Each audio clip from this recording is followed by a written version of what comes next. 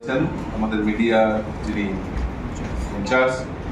সুনীত সরকার মহোদয়, আপনারা জানেন যে গত 30 এপ্রিল 2025 আমাদের কেন্দ্রীয় মন্ত্রিসভায় মাননীয় প্রধানমন্ত্রী শ্রী নরেন্দ্র মোদীজির নেতৃত্বের সরকার সিদ্ধান্ত নিয়েছে যে কাস্ট যে সেন্সাস অর্থাৎ জাতি গণনা অন্তর্ভুক্ত করা সিদ্ধান্ত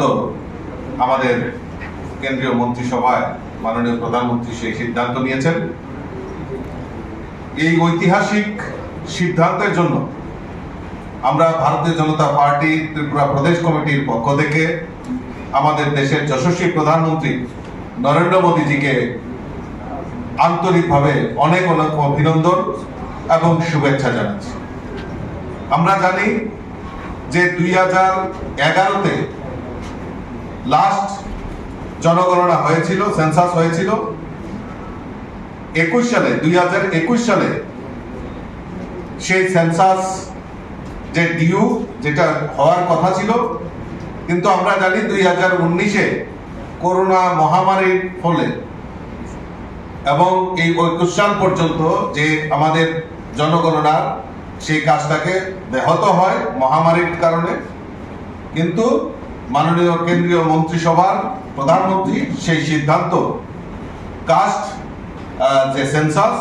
সেটা উনি ঘোষণা করেছেন, তার জন্য আমি আবারও ধন্যবাদ জানাচ্ছি। আমরা জানি যে 2010 সালে তৎকালীন প্রয়াত প্রধানমন্ত্রী ডক্টর মনমোহন সিং লোকসভায় প্রতিশ্রুতি দিয়েছিলেন যে কাস্ট সেন্সাস করা হবে, কিন্তু পরবর্তী সময়ে যে 2011 সালে সেন্সাস হয় সেখানে কাস্ট অন্তর্ভুক্তির বিরোধিতা করেন কংগ্রেস, এবং সেই সময় এই কাস্ট সেন্সাস করা হয়নি এবং আলাদা করে সেন্সাস করা হবে, সার্ভে করা হবে, সেই প্রতিশ্রুতি কংগ্রেস সেই সময় দিয়েছিল 2011 সালে। পরবর্তী সময়ে কেন্দ্রীয় সরকার বহু অর্থের বিনিময়ে অস্বচ্ছভাবে এই কাস্ট সার্ভের কাজ করা হয়েছিল, ভুলভাল তথ্য সংগ্রহ করা হয়েছিল। সেই সময় কংগ্রেসের সরকার সেই সার্ভের যে রিপোর্ট, যে কাস্ট, সেটা করতে পারেনি, প্রকাশ করতে পারেনি, কারণ ভুলভাল যে তথ্য সেটা সেই সময় সংগ্রহ করেছে। আমরা বিশ্বাস করি এই যে কাস্ট জনগণনা অর্থাৎ এই যে সেন্সাস, এই সেন্সাসের ফলে আমাদের কেন্দ্রীয় সরকার যে সিদ্ধান্ত নিয়েছে সেখানে দেখা যাবে যে অতদিন যারা আমরা এসটি এসসি ছিল, এখন নতুন করে ওবিসির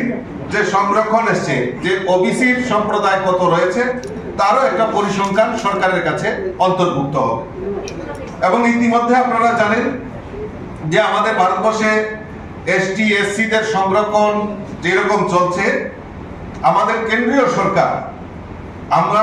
মোদীজির নেতৃত্বের সরকার সমাজের অর্থনৈতিকভাবে দুর্বল অংশের মানুষের জন্য 10% রিজার্ভেশন, সেটা আমাদের কেন্দ্রীয় মন্ত্রিসভা অর্থাৎ আমাদের দেশের প্রধানমন্ত্রী সেটা ঘোষণা করেছিলেন। এবং এই সংরক্ষণ 10% সংরক্ষণ, যেটা অর্থনৈতিকভাবে যারা দুর্বল তাদেরকে চিহ্নিত করে তাদের 10% রিজার্ভেশন সমস্ত ক্ষেত্রে সেটা তারা যাতে সুযোগ সুবিধা নিতে পারে তার ব্যবস্থা আমাদের কেন্দ্রীয় সরকার সেখানে